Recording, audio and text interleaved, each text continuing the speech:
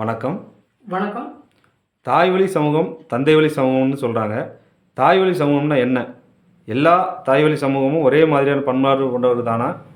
நீங்களும் தாய்வழி சமுதாயத்தை சேர்ந்தவர் தான். இது கொஞ்சம் தெளிவாக விளக்கமாக சொல்லலாமா? நான் வாதிரியார் அப்படிங்க தாய்வழி சமூகத்தைச் சேர்ந்தவன். தாய்வழி சமூகம்னா ஒரு குடும்பத்தின் அடுத்த தலைமுறையை பெண் வழியில் குறிப்பிடுவதுக்கு பேர் தான் தாய்வழி சமூகம்.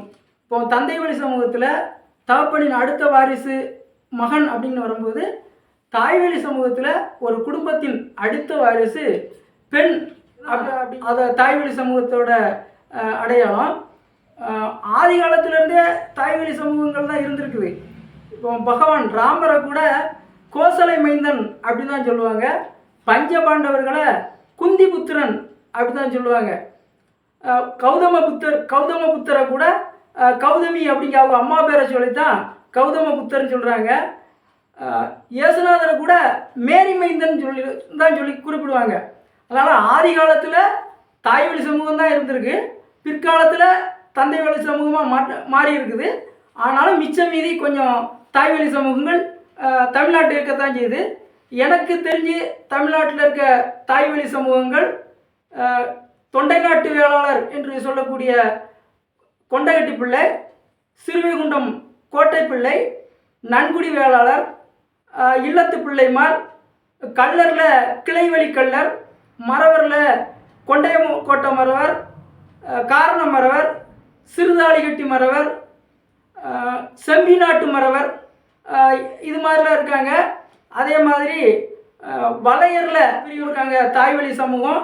அவங்க தூத்துக்குடி மாவட்டம் வேம்பாரில் இருக்காங்க. அதே மாதிரி கோனாரில் ஒரு தாய்வழி சமூகங்கள் இருக்காங்க. அவங்க தூத்துக்குடி மாவட்டம் மேல்பாந்தியில் இருக்காங்க. கர்நாடக எல்லை பகுதியான கிருஷ்ணகிரி, ஈரோடு மாவட்ட பகுதிகளில் ஒக்கலிகா அப்படிங்கிற ஒரு சமூகம் இருக்காங்க. அவங்களும் அந்த ஒக்கலிகா சமூகத்திலையும் ஒரு பிரிவு தாய்வழி சமூகங்கள் தாய்வழி சமூகமாக இருக்காங்க. இந்த தாய்வழி சமூகங்கள் தங்கள் குடும்ப உறவு முறைகளை அடையாளப்படுத்துறதுக்காக, அதாவது திருமண உறவு முறைக்காக கிளைகள் அப்படின்னு வச்சுருக்காங்க. இப்போ கிளைவழி கல்லரில் நம்ம சோழர் பண்பாட்டு ஆய்வாளர், வரலாற்று ஆய்வாளர், பண்பாட்டு ஆய்வாளர் சோழபாண்டியன் அவர்கள் கூட அவர் ஒரு கிளைவழி கல்லர், தாய்வழி சமூகம்தான். அதே மாதிரி ஐயா முத்துராமலிங்க தேவர் அவர்கள் கொண்டையங்கோட்டம் அவரவர், அவர் தாய்வழி சமூகம் தான். அவர் அழகு பாண்டியன் கிளை அப்படின்னு சொல்கிறாங்க. அதே மாதிரி நன்குடி வேளாளரில் கேளரன் கிளை, தென்னவன் கிளை அந்த மாதிரிலாம் சொல்லுவாங்க. இல்லத்து பிள்ளை மாதிரிலாம் அவங்க அந்த கிளைன்னு சொல்ல மாட்டாங்க, இல்லம் அப்படின்னு சொல்லுவாங்க. மூட்டு இல்லம், பள்ளி இல்லம் அப்படிலாம் சொல்லுவாங்க. ஆனால் அனைத்து தாய்வழி சமூகங்களும் ஒரே மாதிரி பண்பாடு கொண்டவங்களா தானா அப்படின்னா அப்படி கொஞ்சம் கொஞ்சம் வேறுபடும். மற்ற தாய்வழி சமூகங்கள், வாதிரியார் தாய்வழி சமூகங்கள்லாம் தன்னோட கிளையை தவிர மற்ற எல்லா கிளைகள்லையும் சம்பந்தம் பண்ணிக்கிடுவாங்க. ஆனால் வாதிரியாரில் அதில் கொஞ்சம் வேறுபாடு இருக்கும். வாதிரியாரில் 7 கிளை 28 வம்சம் அப்படின்னு சொல்லுவோம்.